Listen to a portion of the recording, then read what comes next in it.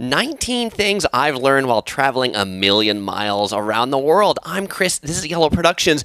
I do travel guides that are fun, informative, and entertaining. And for today's introduction, I'm joined by our little explorer. She hasn't been on a live stream recently, so she wanted to join for the introduction today. So in today's live stream, I'm going to be sharing with you what I've learned about how to best enjoy travel itself, things I've learned about traveling with other people, and then things I've learned traveling around the world. And you might be thinking, Chris, a million miles, at least a million miles on United Airlines, because they track your lifetime flight miles. I've got over a million miles on United Airlines and over 1,000 nights in hotels. We probably visit about 40 countries, and so we've learned just a little bit about travel. Obviously, we're getting her going.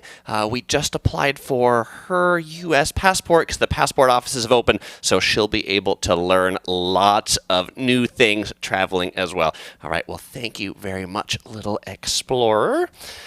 And now let's go on to the first thing I've learned traveling a million miles around the world. And the first one, and by the way, this is talking about travel in general in this first section. The first thing I've learned is that it's about the journey and not just about the destination. That's right. If you're too fixated on the destination, you don't actually enjoy travel at all itself. And the reason why it's about the journey is because things change traveling.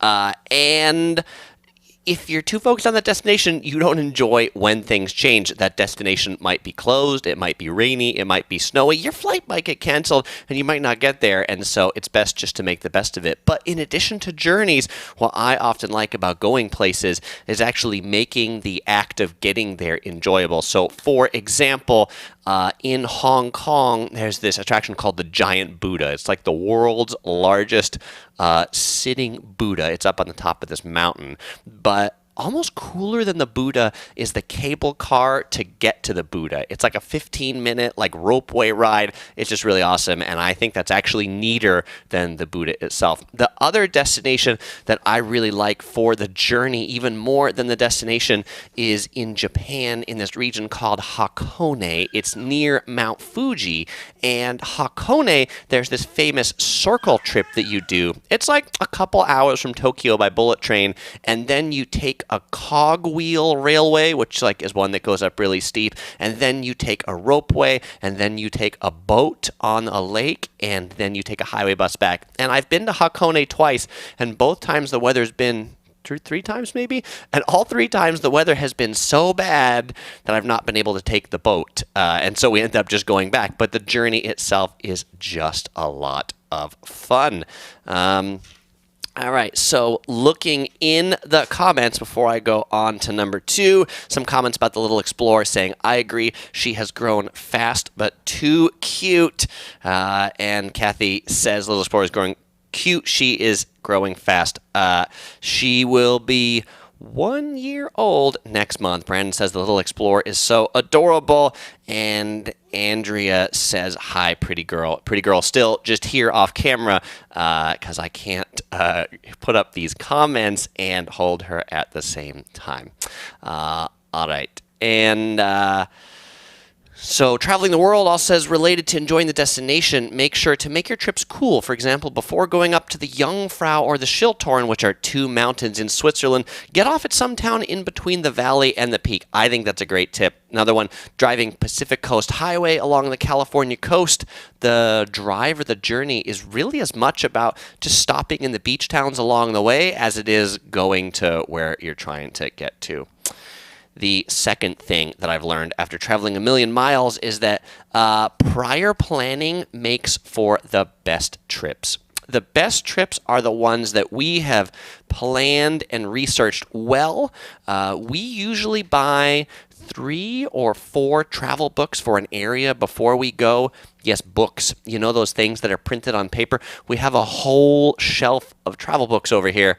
And we don't plan it out minute by minute. We think that's like a mistake.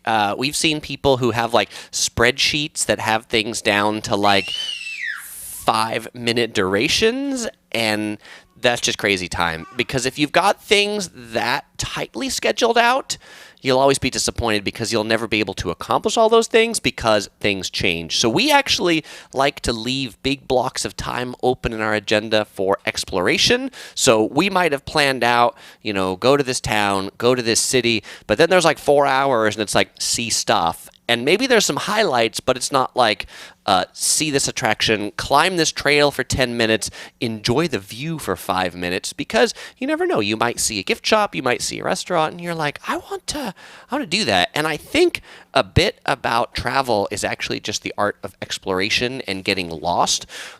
And so obviously this contradicts planning, right? But you can be very well planned and save time for exploration and just wandering around your hotel. Ethan says, books, those things are news to me. They still exist. And actually, there's a lot of good information to be found from travel books. And when you're traveling, you can have them, in your backpack. You can read them on the plane. Things that online resources can't do as much, and I might say that Yellow Productions travel videos are some of the best resources, but it is hard to stream them on the plane as you're heading someplace. Traveling the World recommends Rick Steves' Fodor's and Lonely Planet travel books. I like all those books as well, so I would second that. Nosferatu says, hi from Amsterdam, another fellow solar explorer. Can't wait to jump on that plane again. Absolutely. I think many of us are ready to travel again. I joke that I need to travel again and stay in hotels because I'm running out of soap.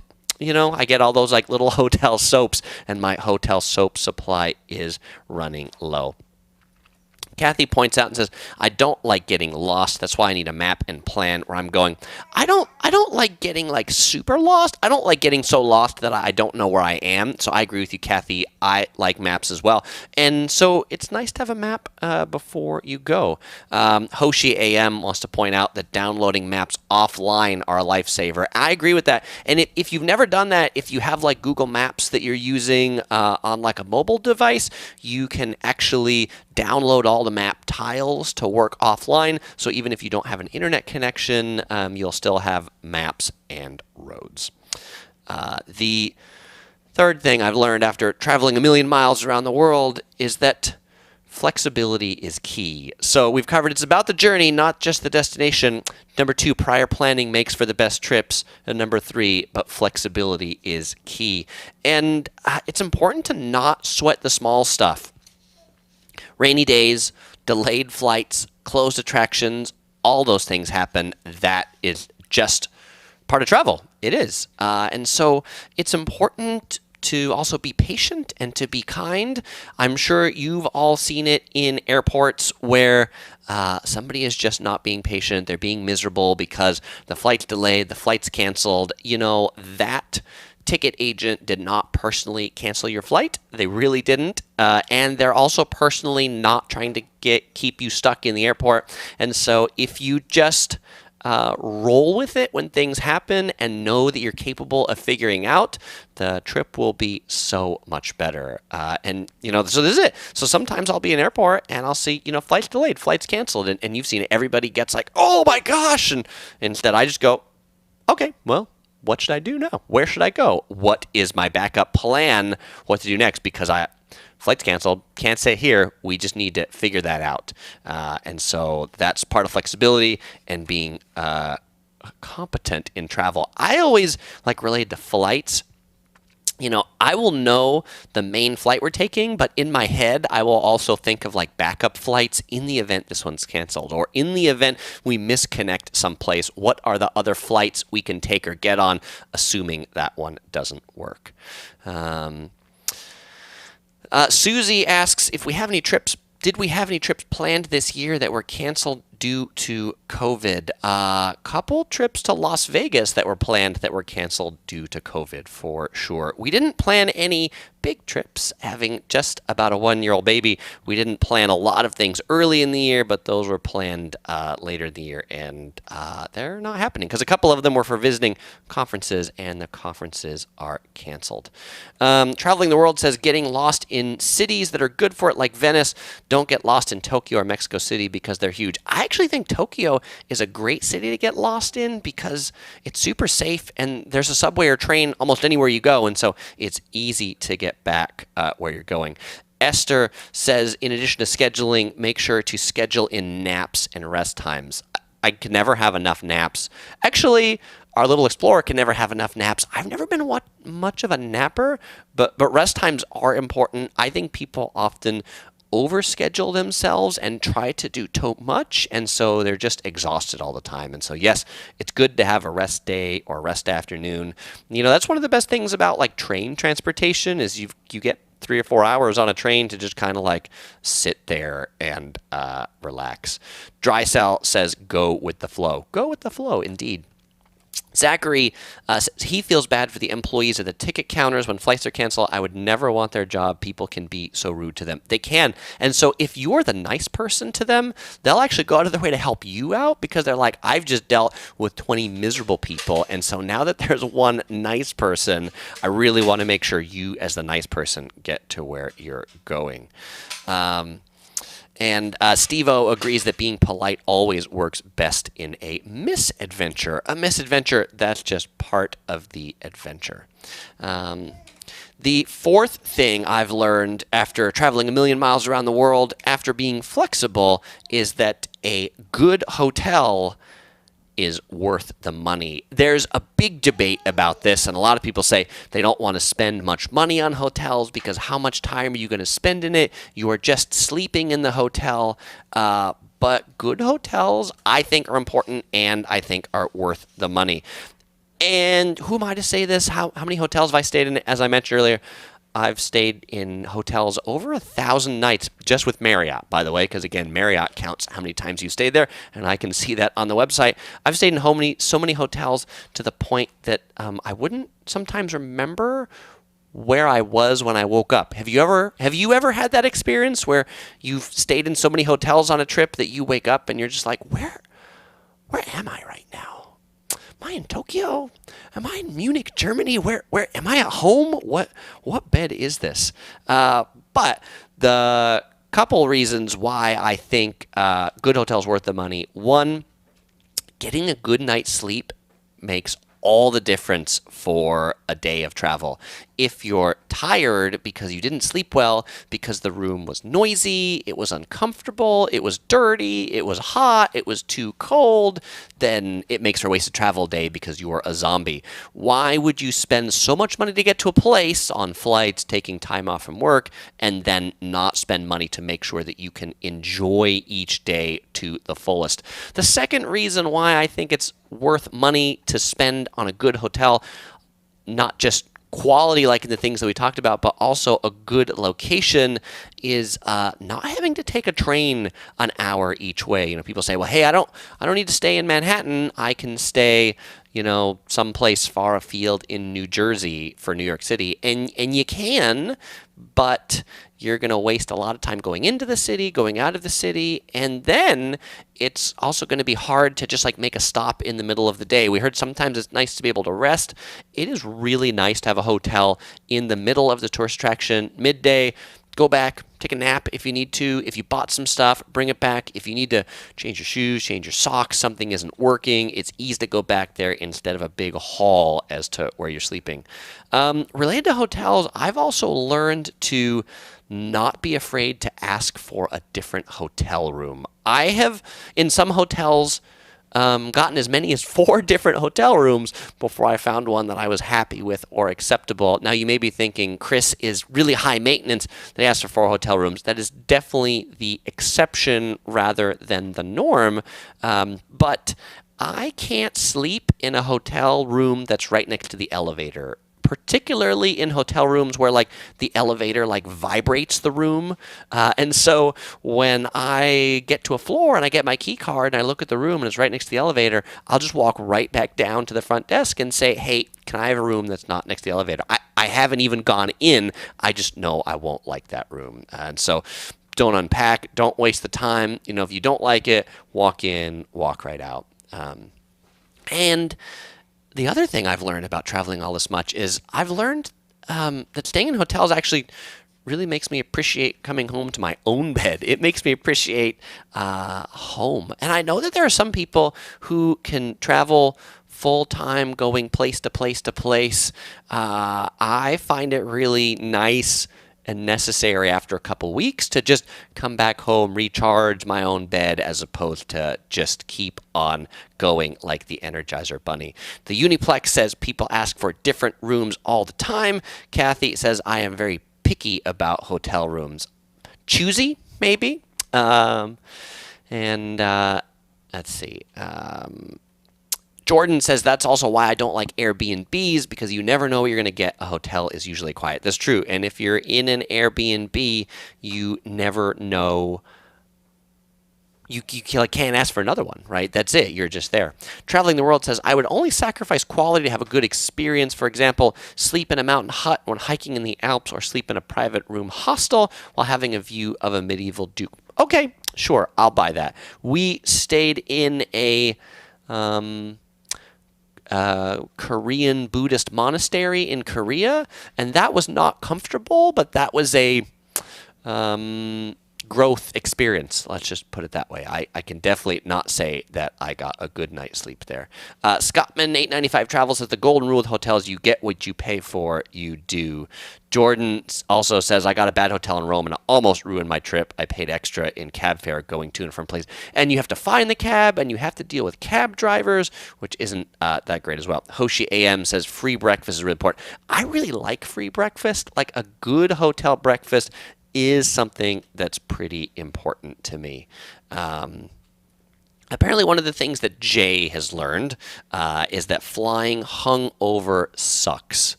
I believe you, Jay. And Hoshi AM says, I'm not drinking anything today. I am drinking something today. Well, I just haven't started drinking it yet. What am I drinking today? There were some comments before the live stream got started to say, I wonder what Chris is drinking. I bet he's drinking iced tea. But the question is, what kind of iced tea? Today, I am drinking this Ito En matcha green tea. In particular, it's made of Uji matcha from Kyoto. And that's, in fact, where this comes from. It comes from Kyoto. They say, shake it up before you drink it. Never had this before. This is my first time. It has a light flavor to it. Usually I drink the Ito En bold green teas. But this is the traditional tea that is typically used in Japanese tea ceremonies. And it says it has a lot of great health qualities for you. I feel healthier already. Alexander says the other annoying thing is whether your room is next to the ice maker. It is actually, so one of the things when I check in at a hotel that I say is like right at the front desk, I would say, hey, I'm a light sleeper. I would like a quiet room. Can I have a room that is far from the elevator and not near the ice maker? Those are the two things that I specify. And Milko says, hi from Holland, Chris. Good to see you back with this kind of stream. Good to see you as well, Milko. All right. The fifth thing I've learned traveling a million miles around the world is I've learned to take tons of photos and videos. Obviously, that's how we got started on this whole YouTubing journey, was cataloging it, making videos, and taking photos of it. But OC Girl, my wife, likes to say, if we don't have a photo of it, it didn't happen. Right? We'll think about something like, where was that? Where did we go? And we look back in the pictures, because it's, it becomes like our virtual brain. Where did we go? What do we eat? And so we, obviously, maybe as running a YouTube channel, we make quite a bit of time for photos and videos. We've also learned that when a guidebook or something says like a scenic walk or an architecture walk will take an hour, it takes us about 3 hours because we're stopping to take so many photos and videos. But we have also learned to put the camera down. We can't just be on camera all the time.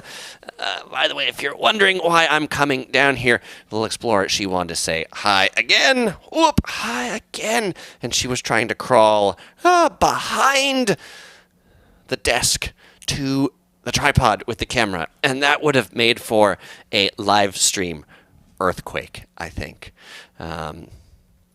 Hoshi AM says, I need to try horchata for next time. I like horchata, and tell you what, Hoshi AM, just for you, I will find some horchata to have next time.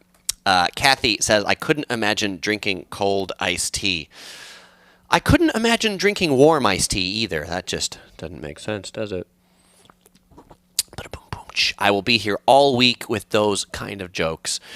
Kathy says, my biggest fear is forgetting the camera or the camera breaks. So on that note, when we travel with a ton of cameras. The camera that maybe a lot of you have seen that I travel with is this Sony 4K camcorder. I travel with 2 of them. Just for that reason, if one breaks or something breaks or if a memory card breaks, OC Girl's got her, or if it gets stolen, right? That was the other thing that we learned out of London. OC Girl helped remind me about that because then on that trip, we just ended up with a GoPro shooting thing. So now I'm always traveling with 2 cameras, one on me and one back in the hotel room. We've always got phones and those sorts of things. It's actually good to carry 2 phones. You know, we've had the issues where like our phones wouldn't work either. But then if you got a second person or a second phone, then you're like, okay, I can at least have this one work.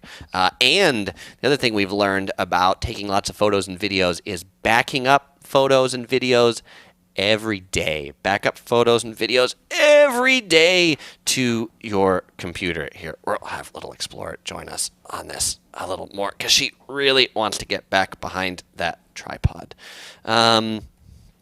No, about Jordan.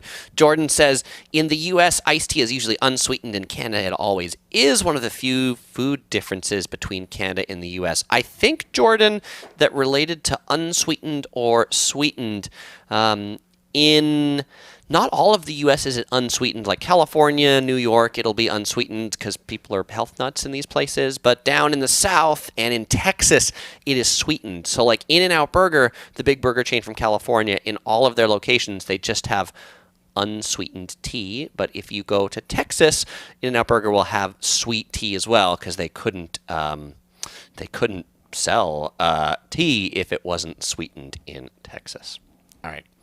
The 6th thing I've learned after traveling 1,000,000 miles is not to take a trip I can't afford. You know, Dave Ramsey says the best kind of trip that you take is the trip that doesn't follow you home as far as debt, right? That you want your memory to be about the photos, the videos, and the memories. You don't want your memories to be about the massive amount of debt that you're in and having to pay off that trip for the next year. So we save up and we go on trips when we have the money for them. Now, people have also asked, Chris, how can you afford these travels?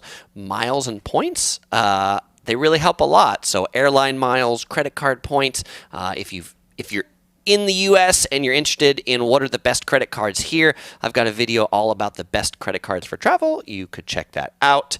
And we've also learned not to be cheap once you're in the destination. So, you know, if a museum costs $10 to enter, we spend $10 to go in. If the bottle of water costs $4 and we're thirsty, we buy the bottle of water for $4 because we've spent a boatload of money and time to get there and we don't want to cheat ourselves on the museum just because we were too cheap for $10, or we don't want our memory to be how thirsty we were because we were too cheap to buy the $4 bottle of water. And so we were parched and didn't enjoy anything because we ended up being dehydrated.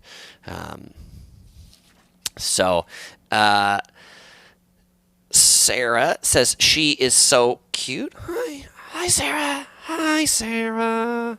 And let's see. We'll say hi to Chelsea as well. Hi, Chelsea. Okay. The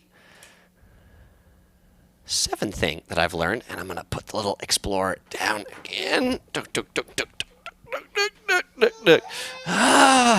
She likes being on camera. All right, we got to get her started early. By the way, if you want to see her first food review video, if you haven't seen it, it's on the Yellow Productions Facebook channel where Little Explorer does a taste test between a couple of baby puffs. That one was a lot of fun. Okay, so we've talked about things that I've learned about travel in general. Now we're on to the section about traveling with other people. And so the seventh thing that I've learned in general, but the first thing about traveling with other people is that you really don't know somebody until you've traveled with them. And there's also this saying that says, don't marry someone until you've traveled with them. You will learn a ton about a person or people when you travel. You really get to know them when you're flying halfway across the globe with them, when you're in trains, when you're in planes, when you're in automobiles, and when you're really tired. You get to know them when you see them the first thing when they wake up in the morning and first thing when they go to bed. When you're traveling that much and doing all those sorts of things, there is really no escape. And so that's when people really get real. And that's when you meet the real people. Do I sound like the introduction for MTV's Real World, when people get real? And I think there's something real about meeting up for breakfast in the hotel lobby, like maybe even before you've combed your hair or, put on your makeup. And it's also a great way to find out if their person is an extrovert or an introvert. And I've said this before in these live streams, and people often don't believe it, but I consider myself an introvert, and why is that? I can't be with people all the time. I need my me time to recharge. And so, for example, when we went to Korea on the YouTuber trip with a whole bunch of other YouTubers, they'd stay out late and party and drink and whatever. And OC Girl and I were like, yeah, it's 8 o'clock. We're going to go back to the hotel, just spend a couple hours just chilling by ourselves in our room. But we need that recharge time. So particularly if you're looking for someone to marry, you want to know whether they're an extrovert or an introvert. Jordan wants to know if you can drive an RV to New York City. I'm sure you can. I don't think you'd want to. I think that'd be crazy. The Uniplex says traveling with your kids when they are young adults is great. Really fun. Thank you for that tip, the Uniplex. Stamford Bridge really agrees with this tip. Hopefully on a positive note, Stamford Bridge. And more comments about Little Explorer. She's a media darling and well-behaved. Amy says, don't want to travel with people scary. Maybe you don't want to travel with scary people? I don't think there's anything wrong with traveling with people. But like I say, if you want to get to know them, travel with them. But I don't like huge group trips. I don't like, hey, let's get 10 people together and travel, because you find out that there's almost then nothing to do that everybody likes if that's how you feel like you have to do it. Esther says, introverts unite, always need to recharge with me time. Introverts unite, Esther Lee. By the way, I like your picture with Pluto down there. In Disneyland, they've reopened California Adventure to go into, for the shops and some of the restaurants. I'll hope to be checking that out in the next week or so with a video out on that, assuming we can actually get into Buena Vista Street in Disney California Adventure and the line isn't too long. Justin says, how much travel did you and OC Girl have before getting married? A lot. We traveled a lot together. I don't know. How many countries did we visit before we get married? 8, 10? Quite a bit. And Amy says she doesn't want to travel with other people because traveling with her family is scary enough. All right. Thanks for that, Amy. The 8th thing that I've learned traveling over 1 million miles is, and this again, traveling with people, is that make sure that if you're wandering around the city with your group of people looking for dinner, or looking for something, that somebody actually knows where they're going. I can't tell you the amount of times that I've been with a mob of people traveling, whatever kind of mob, and, we're like, oh, let's go out and look for dinner. And I go, okay, and we start walking, and eventually somebody's like, is somebody leading? Does anybody know where we're going? And we find out that everybody's just following everybody and nobody knows where they're going. So I'm often the person in groups to say, hey, this is where I'll be going for dinner tonight. If anybody wants to join me, please feel free. And I've got Google Maps open with that place that we're going, and I would say people who've traveled with me a lot know, like, they always they're like, if I follow Chris, I know we're going to get to the place and I know we're going to eat, because it's awful to walk around a city for an hour looking for a restaurant that doesn't exist or isn't open because the person leading you there doesn't know where it is. They got lost, or nobody actually had a destination in general. Jimmy says having a leader and plan makes group travel easier and more efficient. Absolutely. And so I think, just in that case, you could like nominate a leader and just be like, okay, you're the leader, or you're the leader today. We're going to follow you. You make those decisions for the group. Honestly, Bridget wants to know if we were trying to have a baby for a long time before Little Explorer came, and words to first-time dads. Yes, Bridget, we were trying for a while before the stork blessed us with our Little Explorer. Words for first-time dads, it's a lot of work, but I think it's super rewarding, so it is worth all the work. And Fallout Fan can attest to this tip, and say he's gotten lost in Vegas before trying to find a place to eat. Owen wants to know if I've ever traveled from the East Coast of the West Coast to the U.S. I have, twice. I've driven from the West Coast to the East Coast, and I've driven back too. I took about a week each way to do it. The Uniplex says we traveled with 10 people. It was horrible. I've been on trips with 10 people. I've been on trips with more. And if they're not organized, then they can be pretty bad. Jordan asks if I proposed to OC Girl while traveling. I did. I proposed to OC Girl in Las Vegas, of all places. But for what it's worth, we did not get married in Las Vegas. And nothing wrong with that, but we did not get married by Elvis. Amy says, with lockdown starting to happen again, do you think place will be open next year, or how much worse than 2020 do you think it will be? I think with the good news about the vaccine, provided that those start getting out there and people start getting vaccinated, I think countries will start opening up, but I think they'll start requiring proof that people have had a vaccine. Qantas Airlines out of Australia has said that when they resume a lot of their flights, they will likely be requiring proof of vaccination for people coming into Australia and also for people leaving Australia. I use that just as one example of an airline and a country, but I think we can expect that in general. Shay has a good tip, which is always carry cash, not to get caught unready. That's a great tip. Actually, countries that we go to a lot, like Japan or Europe. I know Europe's not a country, but Europe uses the euro. We just keep that money, and then we have it when we go, because that way we're like, hey, when we're at the airport, we need a cab, we have money.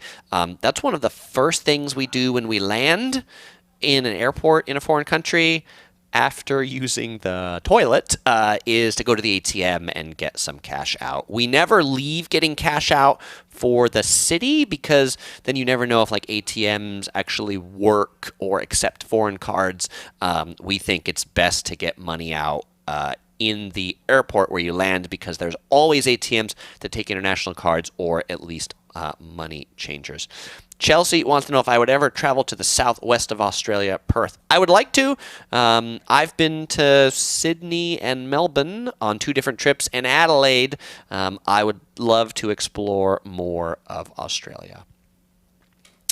The 9th thing I've learned about traveling the world, particularly now we're in the section talking about traveling with other people, is that meeting at the airport on different flights to go into the city together is usually a bad idea. It sounds like a great idea because you're like, hey, your flight gets in at 2, my flight gets in at 2:30. Let's just meet at the airport. We can share a rental car. We can share a cab.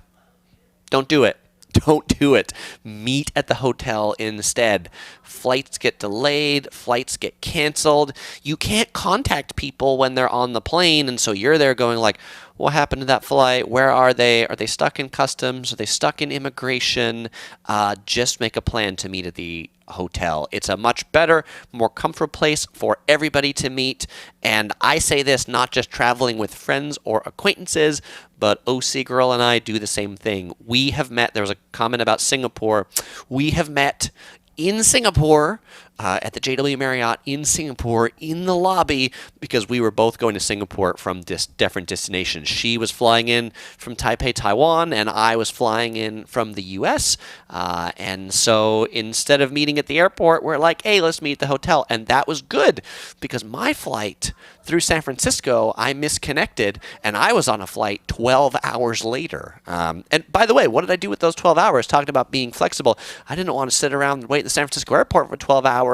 I went and got a rental car for the day for $25, drove around San Francisco, came back for my flight.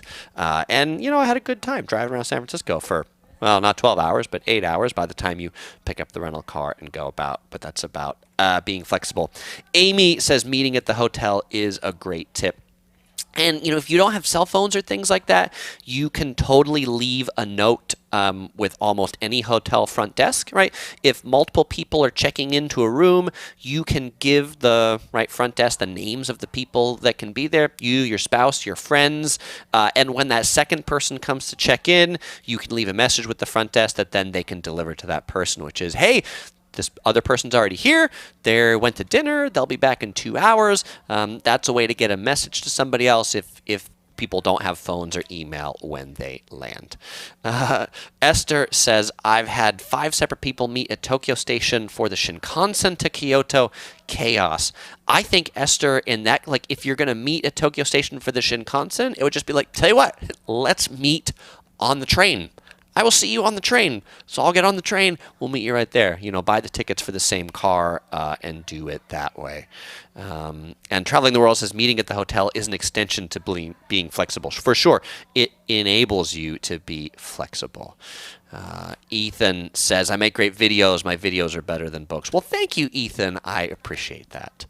The 10th thing I've learned about traveling the world is that if you're traveling with a group of people, it is okay to break away from the group and do some solo stuff, or also announce, this is what I'm doing. At 6 p.m., I'm going to go to dinner at this place. If you want to join me, go ahead. It's a great way to just be like, hey, we're traveling as a group. Tuesday's going to be a group day, but Wednesday, just do whatever you want on Wednesday. And we can form mini groups. But when the group has to stay together, as I mentioned earlier, everything is just sub-optimized. And you know what? Solo travel doesn't have to be lonely travel, right? Now, I've been on trips with groups where I've made that announcement at 6 p.m. I'll be in the lobby. If anybody wants to join me for dinner, they can. And nobody's joined me. And it's okay. And I really enjoy whatever I'm having for dinner because it was a place that I really wanted to eat at. No big deal. And then later, the next day, people be like, oh, Chris, what'd you have for dinner? And I'm like, oh, I had this most amazing ramen or garlic shrimp. I'd be like, what did you have? And they'd be like, well, Chris, we wandered around for a couple hours. And then we got to a restaurant that had a 3-hour wait because nobody had a reservation. And I'm like, I am so glad I went and had my own food. Didn't make me lonely. The 11th thing I've learned traveling the world, the last one now about people, also is I don't like sharing rental cars. I've learned I don't like sharing rental cars. If it's OC Girl and I, or it's my mom and I, or my dad and I, or whatever, fine. We'll share the rental car because we're kind of of one mind. But if it's friends, traveling buddies, co-workers, separate cars, because I like the freedom to be able to do my own stuff when I want to, where I want to. If I want to go to the grocery store or Walmart or Target because I forgot something, I like the flexibility of having that car in places that need cars. Rental cars aren't that expensive, and so I think it's not worth it to be tied to sharing a rental car. Jordan says, I had solo many times. And then Jimmy says, related to announcing where he's going, he says, I do this with entire vacations. I announce when and where I'm going and see who wants to go. That's a great way to do it as well. Huve says, during my last trip to Tokyo, I took a day to myself to do Tokyo Disneyland while my friends went on to do something else. Very relaxing that day it was. And I bet it was awesome because Tokyo Disneyland is always awesome, right? Let's see. Woo Tai One Nostalgia says, I once left a group and went 300 miles away in Australia to a hippie town called Nimbin while they all decided to go clubbing. Yeah, you know what? Clubbing, traveling, it's like there's nightclubs where you came from. I mean, but I guess I'm not a huge fan of clubbing. I would like to probably see the hippie town. Steve-O agrees that separate cars are a must, and Stamford Bridge says solar travel gives one of life's greatest feelings of pure freedom. I love that phrase. That's a great phrase. Let's see. Amy says, I don't want to share a rental car either. Not tied down and no arguments. Indeed. All right. Now, the 12th thing I've learned traveling the world over 1 million miles, we're now in things about the world, is that the USA is not the greatest in the world at everything. I know it's hard to believe for some people, but our airports in the USA are lousy. LAX, king of lousy. All the airports in New York City, JFK, Newark, LaGuardia, also super lousy. And Singapore, on the other hand, is amazing. And I think one of the things that traveling that's taught me that, but I think it's something that it teaches people that, hey, things could be totally better. The things that we've thought we do the best, this is the best in the world. You're like, I don't know. Have you been other places in the world? Because I've seen other places in the world that do it better. So on that note, things that other people can do better is I've also learned that train travel can be really amazing and really awesome. As someone who's grown up in the USA and really didn't travel till I was in my 20s, I went to a few countries with my parents, but I didn't travel the world like we do now, is I learned that train travel can be really awesome. I don't mean Amtrak. And yes, I'm calling you out, Amtrak. Amtrak in the U.S. Is lousy. But train travel in countries like Japan, in countries like Switzerland, is absolutely amazing. And so when people say the high-speed rail in California, nobody's going to ride it, it's like, nobody's going to ride it if we don't do it well. But if we do it well, people will ride it, because if you go to Japan and you take the Shinkansen, you take the high-speed rail, this is amazing, and I want to ride this every time I go to Japan. The 14th thing that I've learned traveling the world, about the world, is that the best way to experience things like a local is to travel like a local. There are people who do tour buses and the double-decker buses and all that stuff. Makes you feel like a tourist. You're a tourist. Locals don't take that. If you want to be like a local and you want to get the local experience, like you want to know what it's like to live in Rome, take the subway in Rome. I'm amazed at how many people have been to Rome and have never been in the subway. The subway, the train cars, they're like a work of art because they're entirely graffitied, inside and outside. They've got windows, but you wouldn't know it because they're covered with graffiti.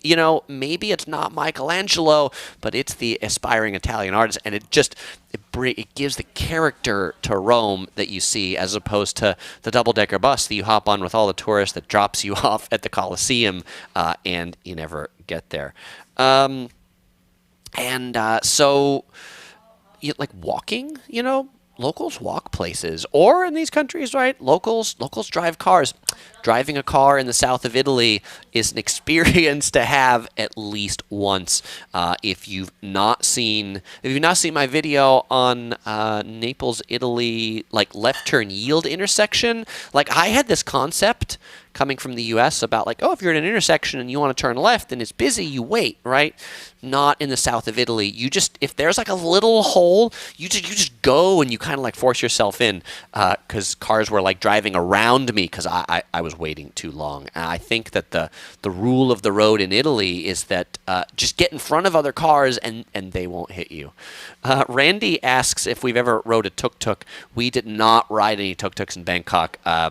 We think they look a little too dangerous for us, and also the hotel staff at the JW Marriott Bangkok was like, don't take the tuk-tuks. They're death traps. The Uniplex gives a good tip to say we hire a guide for at least one day during our holidays. I think that's a great tip, and I'll talk about it a little bit more in number 17, but I'll just cover it real briefly now, which is hiring a guide is a really great way to get to meet the local people and the locals and get to know local people other than the lame people that work tourist stuff or train stations in a lot of countries that are often kind of unfriendly to tourists. The 15th thing I've learned about traveling the world is that it's important to try new things. Part of traveling is getting out of your comfort zone, and foods, experiences. I talked about staying at the Korean temple earlier. That was definitely out of our comfort zone, but it was one of those experiences that we're likely to never do again, and so it was really interesting to experience life like a Korean monk. And you know what? I really enjoy eating kimchi now, which is the Korean pickled spicy cabbage that many people look at and go, ugh. But you have enough of it, and you have the good and fresh ones. You're like, oh, this is actually pretty good. And if you're in a country and you can't read the menu, pointing works pretty well. You can point at your menu, or you can point at things other people have on their tables as well. One of those experiences that I did a video on was eating horse meat sashimi in Fukushima, which is the video I've had the most unsubscribers come from. But it was really interesting, and it was just a whole interesting experience to sit at this kind of like a sushi bar, except it was horse sashimi. I'm not going to have it on a regular basis, or maybe ever again, but it was really interesting to have that time. Okay, the 16th thing I've learned about traveling the world is to have conversations even when there's a language barrier. Some of my most memorable travels have been talking to complete strangers who don't speak a lot of English, and I don't speak a lot of their language. Number one, in a Japanese hot spring, maybe 10 years ago, probably like an 80-year-old Japanese man. You have to imagine that Japanese hot springs, you have to be fully nude to go to the hot springs. So we're sitting in the hot spring fully nude, and this 80-year-old Japanese man is asking me about how I feel about President Obama. Having a deep political conversation without having great language skills, not wearing any clothes. It's just another one of those really interesting cultural experiences. For them, not a big deal because they go as friends to the hot spring, and that's what they do. As an American, it's not typical. So that was interesting. We also, when we were in Bangkok, we were talking to a taxi driver that he only knew like 20 English words, but he was going to talk to us the whole trip and just try and point and smile. And like one of the happiest guys we've ever had, certainly one of the happiest taxi drivers. Ju asks if a long scenic train ride is worth it, or should a quick plane be the first option? Depends how long. More than 4 hours on a train, I think is too much. So if the train's like more than 4 hours, I'd go with the flight. That's kind of the math I do on that. So we talked about this a little bit about hiring a guide, but I've learned that real people are often nice around the world. People say, oh, the French are rude. People in Bangkok, the Thais, they scam you. People from Thailand are really nice. Taxis scam you, tuk-tuk drivers scam you, but real Thai people are really nice. The same in France. People say the French are rude. The people who work with a lot of tourists in the Eiffel Tower, they're rude. The people who take tickets at the Louvre are rude. Real French people, really great people at heart. The 18th thing that I've learned traveling the world is that I've learned to never keep your stuff unattended.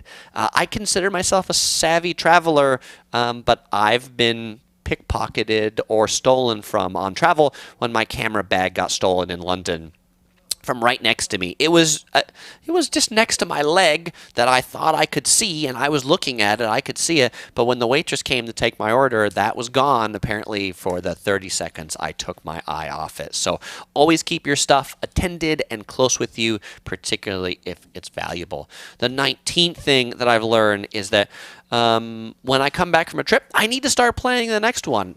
That's kind of some of the fun of life and travel, is to always be thinking about, hey, where's that next place I'm going to go? Obviously, now's a weird time because people ask me and say, Chris, where's your next trip?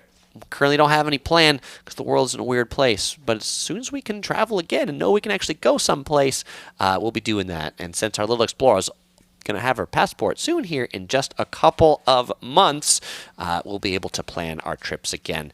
Wu Tai says, I'm super right about most people in the world being super nice. They said people in New York City are rude, but they were the finest I ever met so far. Great perspective. Well, those are the 19 points. Fellow explorers, it is now Q&A time. If you've got a question, I've got an answer. It is Q&A time now, so if you got a question I didn't answer before, drop it in the comments, put a question mark after it so I know it's a question. Jordan wants to know if cell phone insurance worth $15 a month with the iPhone Pro is worth it. If you think you're going to lose your phone, then it's worth it. I've never gotten cell phone insurance because I haven't lost my cell phone, I guess, or ever lost my cell phone. So for me, it wouldn't have been worth it over the previous years. Let's see. Amy says, dang, London, we still miss poor Topher. We still miss Topher, too. And Amy also says, be careful of scams. People are nice. We have rude and nice people here in the USA, too. Yeah, I make videos about scams. Other places, people say they were scammed when they came to Los Angeles. Their stuff was stolen. I really feel bad for people that's happened to, and I know what it feels like firsthand. Hoshi AM says, for solo traveling, which country do you recommend to a first-timer? For somebody who speaks English, it depends whether you like, Asia or whether you like Europe. But I would say Asia, like Singapore, it's a small country, but I think Singapore is super awesome. It's compact. It's easy to explore. The language barrier is not there. I think in Europe, I would recommend doing maybe like 3 countries together, doing like Prague in the Czech Republic, doing Vienna in Austria, and doing Munich in Germany. You can connect all 3 of those with the train. It's a fairly popular kind of tourist route. Bill Meadows asks, what's my opinion on mid-rolls ads? You're one of the few channels I can watch. Too many mid-roll ads on other channels. I know you're sacrificing some revenue. Yeah, Bill, my perspective on the mid-roll ads, I only drop the mid-roll. Well, let me back this up. I say generally I don't enable mid-roll ads from the start on videos because I want you all that are my regular subscribers to get kind of the easiest experience. On maybe like the Las Vegas videos that get a lot of views, or Amazon Fresh, or things like that really take off, then I may put 1 mid-roll ad in there. Sometimes in the popular live streams that get a lot of replays, I will also put 1 mid-roll ad in there. But I can't stand the ones, and I've seen YouTube do it, like when you let YouTube automatically put in mid-rolls, and it puts in like a live stream, it will put in a break every 5 to 8 minutes. It's insane. I wouldn't want to watch a video that has an ad every 5 to 8 minutes, so that's why I'm not a huge fan of dropping in mid-roll ads everywhere. I think about if I were you and watching these videos, I don't want to be over-advertised too. Stanford Braid wants to know if I use my phone camera and a Translate app to translate signs and menus. I like Google Translate and use that fairly frequently. Mermaids Exist asks if there's any safety tips for Vegas in the current environment out there. Stay in the center strip. Don't go out too late. Be quick when you're on the strip because it's weird people there. Yeah, people say, downtown, the South Strip get kind of sketchy. Travel Adventures with Eric B. wants to know any advice for living abroad 6 months for a year in the EU without getting a job as a teacher. Ooh, I don't have any great visa advice for that. Now, one, I will tell you, it's not the EU, but Iceland has opened up for long stay visas for remote workers. You have to prove that you have a job someplace else, but if you can work remotely, you can get a 6-month remote work visa in Iceland. Jordan says, what would you do if your friend didn't show up for the flight you're originally going with? I'd go, and they'd figure it out. We'd figure it out in the destination. That's their problem that they missed the flight. They're an adult. They should be able to get to a flight on time. I've had that before. I've been traveling with somebody. They weren't there at the airport. I mean, we were texting, and I'm like, dude, I'm going. I'll see you tomorrow when you get there, something like that. Mark asks if I have any updates on Thailand. I don't have anything new on Thailand. I've heard they've dropped the monetary requirement, though. The War on SGMs asks, what's my favorite Pacific island? I've not been to a lot of them, so I guess I'm going to say Hawaii because that's the one that I seem to go to. And Brandon says, I'm glad to use YouTube Premium with no ads whatsoever. I also have YouTube Premium, so I don't watch ads on YouTube. It's worth the $10 a month or whatever that is. The Uniplex says, great topic, very interesting live stream. Thank you, Uniplex. Yes, it's the time you've been waiting for. It's time for the giveaway. Okay, so it is time for the giveaway, and if you answer this question correctly, I will send you a Yellow Productions Crew t-shirt anywhere in the world. And the question is, when I was talking about airports, and airports being really lame in the U.S., I referenced one airport in the world that's really great. It's my favorite airport in the world, so what is the airport that I reference as being really great, the best airport in the world? If you put that airport in the comments, you will win a Yellow Productions Crew shirt shipped to you anywhere you are.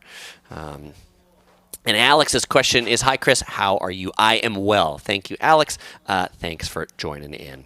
And Milko asks if we have any new trips planned. We currently have no new trips planned. Randy asks if I'd be open to try new foods like Andrew Zimmern. I would. I love Andrew Zimmern.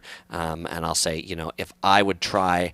if I'll try horse meat sashimi, I think I'll try almost anything. All right. Let's see. We have a few correct answers here. And now we have a winner chicken dinner. Let's see. I'm just going to look in the comments to make sure this is the first person who said Singapore. Barb Shea, congratulations. You were the first person to say Singapore. Many people said Singapore. Many people said Changi. Many people said LAX, which is incorrect because that was the airport that I said was one of the worst ones. So, Barb, congratulations. You win a Yellow Productions Crew shirt. You can send me a message on Facebook. My Facebook page is in the description. Or you can send me an email to chris@yellow.net with 2 W's. Let me know where you want me to send it to and what size you want. I will get it out to you right away.